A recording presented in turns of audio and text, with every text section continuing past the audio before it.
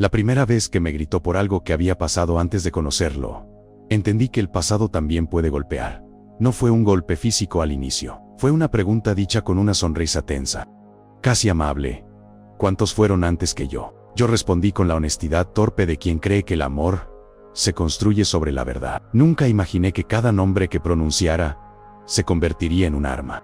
Que cada recuerdo, inocente, sería diseccionado como si escondiera una traición. No sabía que los celos no siempre miran hacia el presente. A veces se alimentan de fantasmas. Al principio pensé que era inseguridad, algo pasajero. Me decía que todos cargamos heridas, que todos tenemos miedos. Él me hablaba de su infancia, de un padre ausente, de una madre que siempre sospechaba de todo. Yo lo abrazaba y sentía que podía salvarlo de esa sombra. Me convencí de que si lo amaba lo suficiente, si le demostraba que mi pasado no competía con nuestro presente, todo se calmaría.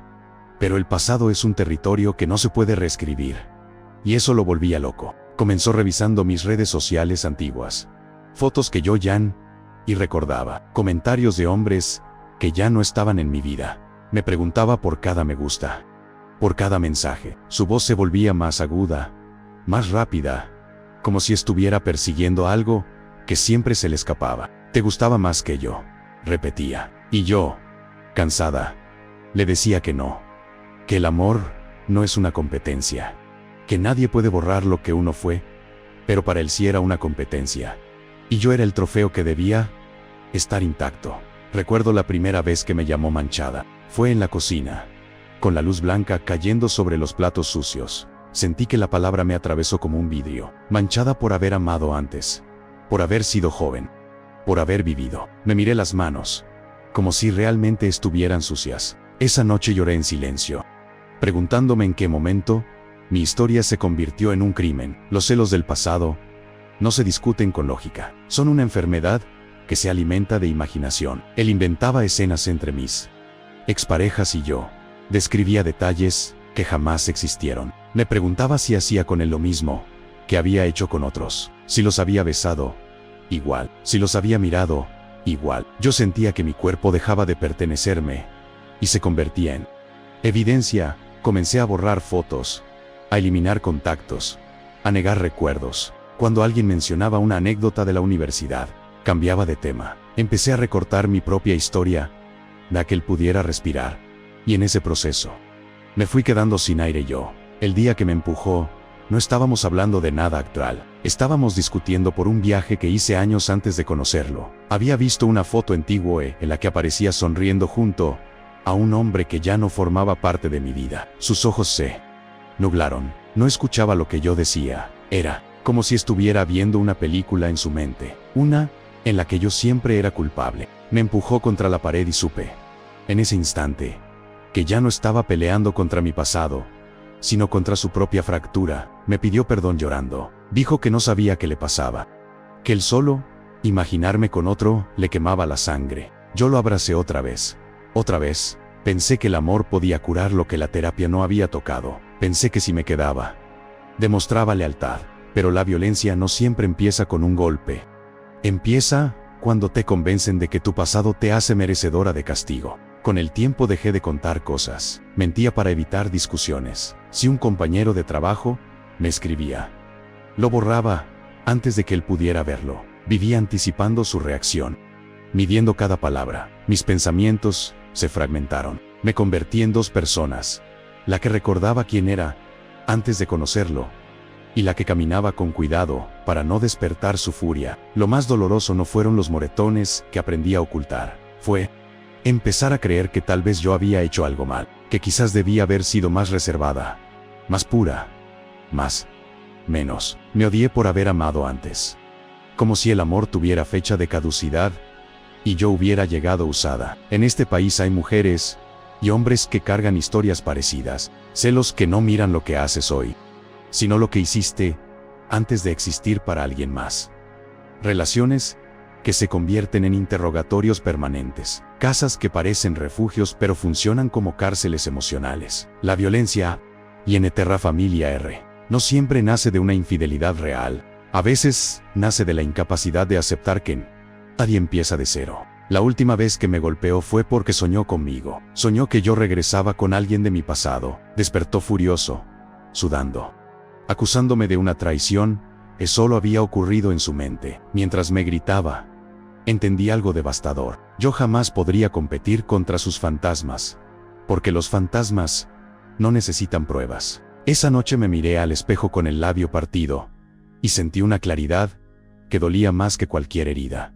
Mi pasado no era el problema, su miedo sí, y yo no tenía que pagar por él. Me fui sin despedirme. Dejé la casa en silencio, con el corazón latiendo como si estuviera huyendo de un incendio. Durante meses me costó recordar mi historia sin culpa. Todavía hay días en los que una pregunta de inocente me eriza la piel. Todavía me sorprendo pidiendo perdón por cosas que no hice, pero he empezado a reconciliarme con la mujer que fui antes de él. Esa que amó, que se equivocó, que aprendió. Esa que no estaba manchada, sino viva. A veces me pregunto, ¿cuántas cicatrices no se ven porque no vienen de un golpe, sino de una palabra repetida, hasta romperte por dentro?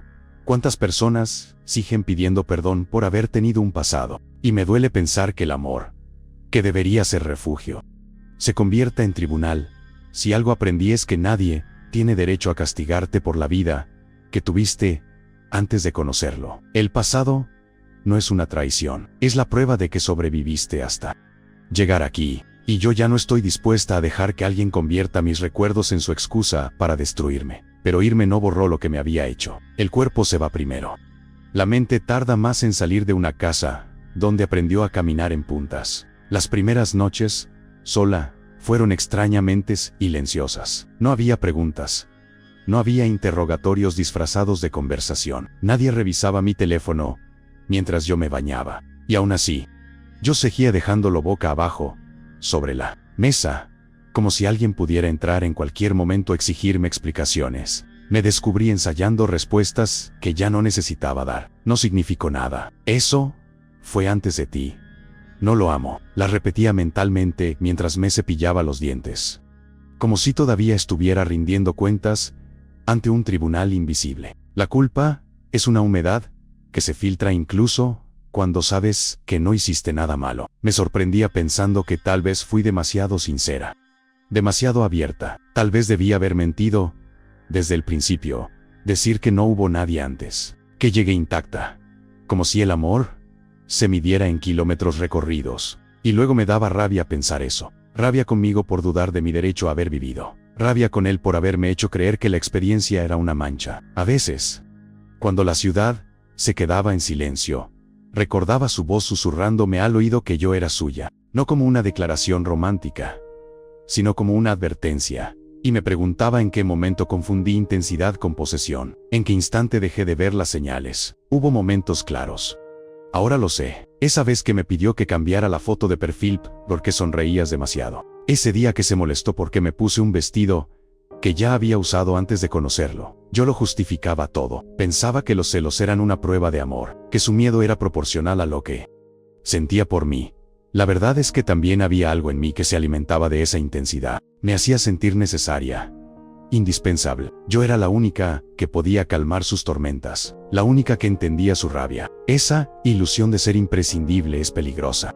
Te ata con la promesa de que si te quedas un poco más, si soportas un poco más, todo cambiará. Y cuando no cambia, ya estás demasiado adentro. Hubo un momento, meses después de irme, en el que estuve a punto de volver. Me escribió un mensaje largo, lleno de arrepentimiento. Decía que estaba yendo a terapia, que había entendido que sus celos no eran amor, que había tocado fondo cuando despertó, y yo ya no estaba. Me habló de noches sin dormir, de una casa que se sentía hueca. Me dijo que por primera vez se preguntó por qué necesitaba destruir lo que más quería. Leí ese mensaje sentada en el borde de mi cama, con el corazón golpeándome el pecho. Una parte de mí quería creerle. Quería pensar que todo el dolor había servido para algo, que no fue en vano, que mi sufrimiento había sido el punto de quiebre que lo obligó a mirarse. Esa parte de mí todavía lo amaba, o al menos amaba la versión del que existía cuando no estaba dominado por sus fantasmas.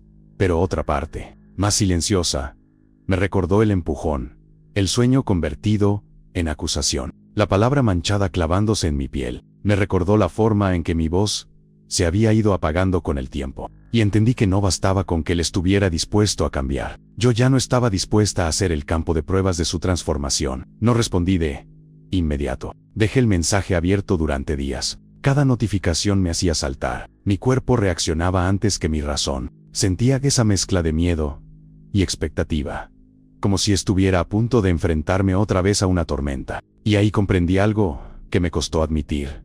Todavía le tenía miedo, no a que me golpeara, sino a que volviera a convencerme de que su dolor era más importante que el mío. El miedo no desaparece cuando se va el agresor, se queda instalado en lugares inesperados. Me costaba confiar cuando alguien nuevo me hacía preguntas sobre mi pasado, aunque fueran preguntas suaves, genuinas. Yo tensaba los hombros, preparándome para el juicio. Si alguien decía cómo fue tu última relación, mi mente se llenaba de alarmas. ¿Cuánto puedo contar? ¿Qué parte de mi historia es segura? Empecé terapia porque me di cuenta de que no bastaba con haber salido de esa casa. Había algo en mí que seguía atrapado en esa dinámica. En las sesiones, me escuché decir cosas que nunca había formulado en voz alta. Admití que a veces extrañaba la intensidad, que la calma me parecía sospechosa, que cuando alguien me trataba con suavidad, yo esperaba el golpe invisible que nunca llegaba. La terapeuta me preguntó qué sentía cuando pensaba en mi pasado ahora. Cerré los ojos, y lo primero que apareció fue vergüenza, no por haber amado antes de él,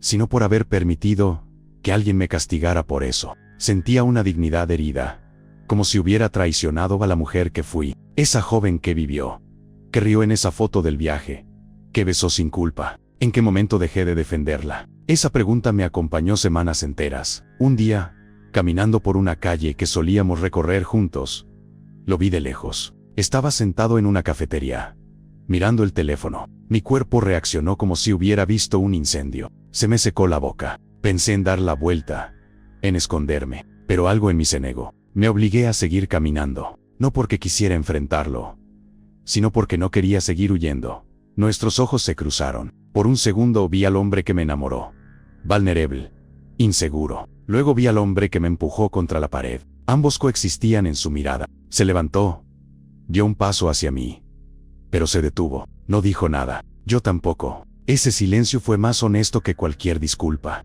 No había promesas, no había reclamos. Solo dos personas que sabían demasiado la una de la otra. Seguí caminando. Sentí que cada paso era una declaración, no hacia él, sino hacia mí. Esa noche soñé con la casa que compartimos. No estaba él, estaba yo, recorriendo las habitaciones vacías. En el sueño encontraba objetos que había olvidado, una taza rota, una foto doblada, una blusa que nunca volví a usar. Los tocaba y no sentía miedo, solo una tristeza profunda. Al despertar entendí que no solo estaba dejando una relación, estaba dejando una versión de mí que sobrevivió como pudo. Con el tiempo, empecé a hablar más abiertamente de lo que viví, al principio con amigas cercanas, luego, en espacios donde otras mujeres compartían experiencias similares. Escuchar historias parecidas a la mía fue como mirarme en espejos distintos. Celos por exparejas, por amigos, por recuerdos, violencia que comenzaba con preguntas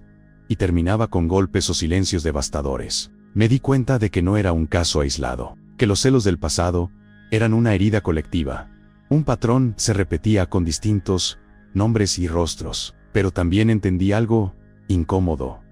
No basta con señalar al agresor. Hay una cultura entera que susurra que una mujer debe llegar nueva, que su historia debe ser breve, que su deseo debe ser medido. Esa idea se infiltra en conversaciones familiares, en chistes, en consejos bien intencionados. Y cuando alguien como él la lleva al extremo, parece un monstruo aislado, cuando en realidad está amplificando un mensaje que ya existía. Aceptar eso fue doloroso, porque significaba reconocer que yo también había crecido escuchando esas voces, que en el fondo, una parte de mí ya estaba preparada para sentir culpa. El clímax no fue una escena espectacular ni un enfrentamiento final. Fue más íntimo, más silencioso. Ocurrió una tarde en la que estaba ordenando cajas viejas y encontré fotografías de mis relaciones anteriores. Las miré una por una. En cada imagen había una versión distinta de mí. Más joven, más ingenua, más luminosa. Esperaba sentir la punzada de vergüenza de siempre, pero lo que sentí fue ternura. Ternura por esa chica que no sabía lo que vendría. Ternura por la mujer que soportó lo que soportó. Me senté en el suelo, rodeada de recuerdos, y lloré. No por él, lloré por mí. por el tiempo que me pasé pidiendo perdón por existir antes de alguien, por las veces que me hice pequeña, para que otros me sintiera grande, por cada vez que dudé de mi derecho a tener una historia. En ese llanto hubo algo que se quebró definitivamente. No fue el amor que alguna vez sentí por él, eso ya estaba desgastado. Fue la narrativa que me había impuesto, la idea de que debía justificar mi pasado, de que mi valor disminuía con cada experiencia. Sentí que estaba recuperando piezas dispersas de mí misma, como si las estuviera cosiendo con paciencia.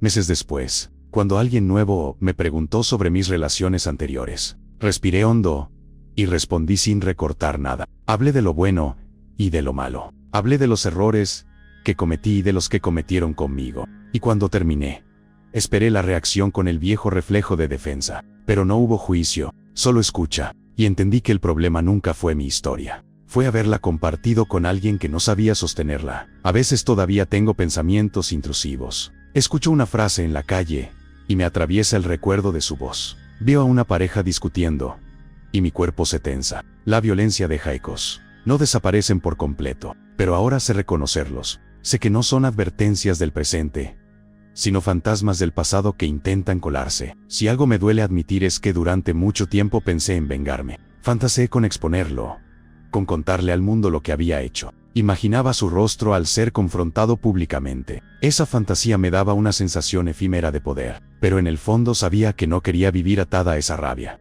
No quería que mi historia se definiera por él, ni siquiera en el acto de denunciarlo. Mi verdadera revancha fue más silenciosa. Reconstruirme sin pedir permiso. Hoy, cuando pienso en aquella última frase que me dije al irme, que no estaba dispuesta a dejar que alguien convirtiera mis recuerdos en su excusa para destruirme, entiendo que no fue una declaración grandiosa, fue un susurro tembloroso. Yo no sabía si sería capaz de sostenerlo, pero lo sostuve, día tras día, decisión tras decisión. No sé qué será de él, no sé si logró enfrentarse a sus demonios, o si buscó otra historia que intentar controlar. Hay cosas que ya no me corresponden. Lo único que sé es que mi pasado dejó de ser un campo minado. Ahora es un mapa, uno con errores, con caminos cerrados, con desvíos inesperados, pero es mío. Y aunque todavía haya cicatrices que ardan en días de lluvia, ya no me avergüenzo de ellas. Son la prueba de que sobreviví a una forma de violencia que no siempre deja marcas visibles, pero que fractura por dentro. Son el recordatorio de que nadie tiene derecho a exigir que lleguemos sin historia, sin memoria, sin amores previos. Mi pasado no es una mancha, es la suma de todas las veces que elegí seguir viviendo. Y esta vez, cuando alguien intente mirarlo como una amenaza, sabré mirarlo de frente y decir, sin temblar, que no pienso volver a encogerme, para que otros se sientan seguro.